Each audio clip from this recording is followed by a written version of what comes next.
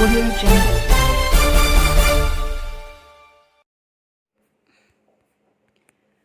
कानून के हाथ लंबे होते हैं, इस मुहावरे को चरितार्थ करती भीलवाड़ा पुलिस 3500 किलोमीटर पीछा कर हत्या के आरोपियों को दबोचा और किया ब्लाइंड मर्डर का खुलासा। पिछले माह संगम यूनिवर्सिटी के पास गठीला खेड़ा तालाब की पाल पर एक युवक की दिन दहाड़े गला रेत कर हत्या करने के मामले का पूर्व थाना पुलिस ने राजफाश करते हुए 3500 किलोमीटर पीछे लगने के बाद 2 कातिलों को आंध्र प्रदेश से गिरफ्तार कर लिया। इनमें एक बिहार व दूसरा राजस्थान के बारां जिले का निवासी है। दोनों आरोपियों ने यह कत्ल मोबाइल की रुपयों को लेकर चल रही रंजिश के तहत करना कबूल किया है। इस ब्लाइंड का खुलासा करते हुए पुलिस अधीक्षक विकास शर्मा ने कहा कि पूर्व थाना सर्किल के गठीला खेड़ा गांव के सूखे तालाब की पाल के पास 22 जून की दोपहर अज्ञात लोगों ने एक युवक की गला रेत कर हत्या कर दी थी। मृतक के पांव बंधे हुए थे तथा पास में काफ़ी खून निकला हुआ था और मृतक नग्न अवस्था में था। मृतक चित्तौड़गढ़ जिले का गंगरार थाना इलाके के फलोदी गांव का रहने वाला श्यामलाल 22 वर्ष पुत्र गोपाल लाल भैरवा था, जो मंडापिया में रहकर मजदूरी करता था। पुलिस ने मृतक के पिता की रिपोर्ट कर हत्या का मामला दर्ज किया था।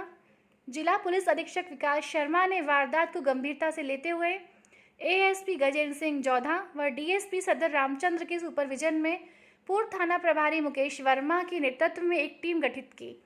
इस टीम के मंडपिया क्षेत्र में सीसीटीवी फुटेज खंगाले, वहीं मृतक के साथियों व आस पड़ोसियों से पूछताछ की। कॉल डिटेल व मोबाइल लोकेशन के आधार पर छानबीन करते हुए आखिरकार पुलिस कातिलों तक पहुंच गई। पुलिस ने मलतया बिहार के भोजपुर जिले के सारंगपुर निवासी अजीत शाह पुत्र त्रिभुवन शाह और बारां जिले के कालपा जागीर छिपा बड़ौद निवासी नरेश उर्फ प्रिंस पुत्र नंदकिशोर को गिरफ्तार कर लिया। ये दोनों आरोपी पहले मंडपिया में किराए से रह रहे थे। जनसारंगी न्यूज़ के लिए पुनीत चपलोत की रिपोर्ट।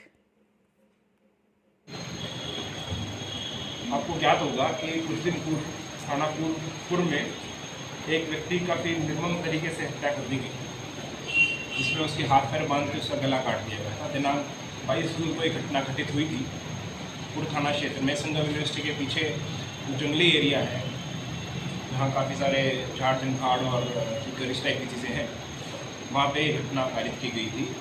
पुलिस को जो सूचना मिली तो SHO मौके पर पहुँचे और सीनियर अधिकारियों में हमारे एडिशनल एसपी गजेंद्र जी और हमारे SCO साहब हैं, वो उस समय टीम में थे। तो जो भी सीनियर ऑफिसर्स थे वो मौके पर पहुँचे और मौके की उन्होंने कार्रवाई शुरू की। और वहाँ जो हमारी टेक्निकल सपोर्ट टीम है, उनके द्वारा, जो MOB शाखा है उनके द्वारा, डॉग स्क्वाड के द्वारा, FSL टीम के द्वारा मौके से जरूरी साक्ष्य इकट्ठे किए। आइडेंटिफिकेशन से मृतक श्यामलाल होना सामने आया, जो यहाँ एक फैक्ट्री में काम करता था। तो उनके फादर की रिपोर्ट पे मुकदमा दर्ज करके कार्रवाई शुरू की और एक स्पेशल टीम बनाई गई कि आइडेंटिफिकेशन करे। आइडेंटिफिकेशन के बाद इस केस को कैसे ओपन आउट किया जा सके, वहाँ आने के जो रास्ते हैं उन पे अलग अलग टीम्स को भेजा गया कि पॉसिबली इस घटनास्थल पे जैसे 4 रास्ते हैं तो 4 रास्तों से अलग अलग पहुँचा जा सके। एक जगह पे हमें आइडेंटिफिकेशन हुई कि इस रूट से मुलजिम का जो विक्टिम है वो गुजरा। उस रूट पे जाके फिर हमने वहाँ जो टेक्निकल एविडेंसेस है BTS और CCTV की हेल्प से आइडेंटिफिकेशन शुरू की। तो पता लगा कि उसके साथ 2 और आदमी जो है वो लेके उसको बाइक पे आए। घटना से समझो आप आधा पौना घंटा पहले इस टाइप से उनकी मूवमेंट दिखाई दी। वो सस्पेक्ट की श्रेणी में आए। उन लोगों के घर पे और उनके आसपास जो भी ठिकाने थे दोस्तों के पास, उनके पास जब हमने उनकी पूछताछ शुरू की तो पता लगा कि वो फरार है, वो लोग यहाँ पे हैं नहीं। और जो सस्पेक्ट्स चिन्हित हुए थे, उन सस्पेक्ट्स के साथ कोई भी ऐसी टेक्निकल एविडेंस जुड़ नहीं रही थी जिससे उनको जल्दी से दस्तयाब किया जा सके। फोन्स उन्होंने स्विच ऑफ कर लिए थे। उनके जो रहने के स्थान थे और दोस्तों के स्थान थे, वहाँ पे जब टीम्स गई, विदिन 24 आवर्स ये एक्टिविटी लगातार चल रही थी। घटना होने के बाद आइडेंटिफिकेशन के तुरंत बाद ये सारा प्रोसेस शुरू हो गया। CCTV को देखना, BTS और इन सबको आइडेंटिफाई करना। जब उनको डिटेन करने के लिए प्रयास हुआ तो पता लगा कि वो यहाँ से फरार हो चुके हैं। उनके जो रिहायशी स्थान, एक आदमी छबड़ा 12 का रहने वाला है और एक आदमी बिहार का रहने वाला है।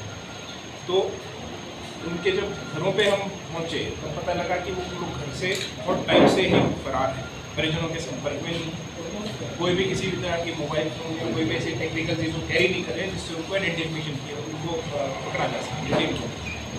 तो ये एक चैलेंज था कि जब कोई ऐसे मॉडर्न मीन्स को यूज़ नहीं कर रहा है तो कैसे आज के इस कनेक्टेड वर्ल्ड में उनको ट्रेस किया जाए।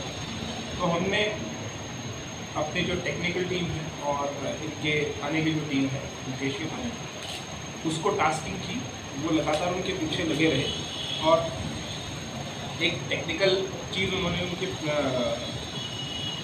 जो पुराने नंबर्स थे उनकी हेल्प से आइडेंटिफाई की।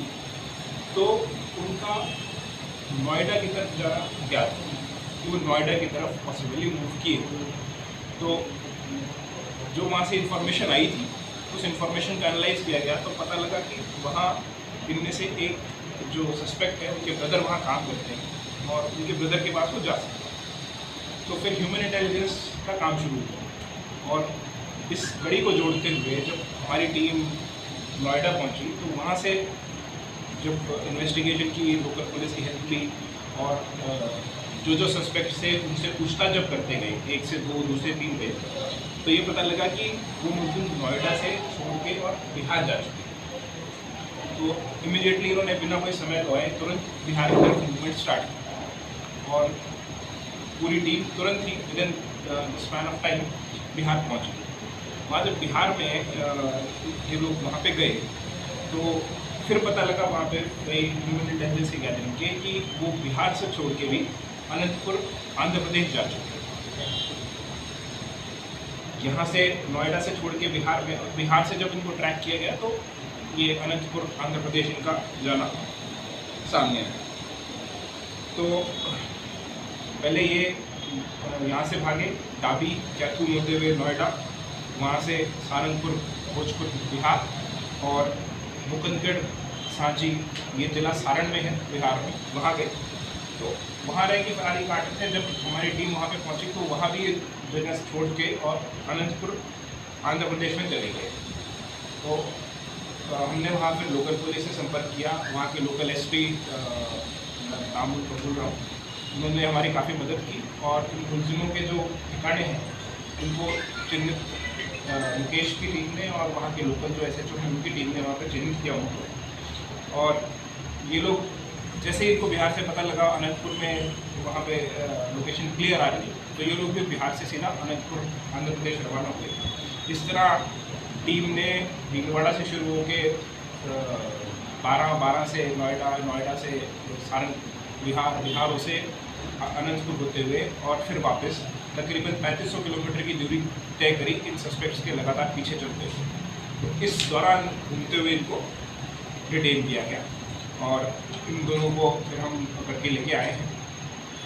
इनसे जब पूछताछ की गई कि घटना क्यों की गई है, किस तरह से की गई है, तो बहुत ही छोटा सा कारण सामने आया। जैसे आपने सुना होगा किसी आपसी लड़ाई झगड़े में कई बार छोटी सी बात पे मर्डर हो जाते हैं, उस तरह का मामला सामने आया। कोई किसी महिला मित्र से कुछ विवाद होने पे जो मृतक था उसको इनके द्वारा लड़ाई झगड़ा इनके साथ इनके बीच में हुआ।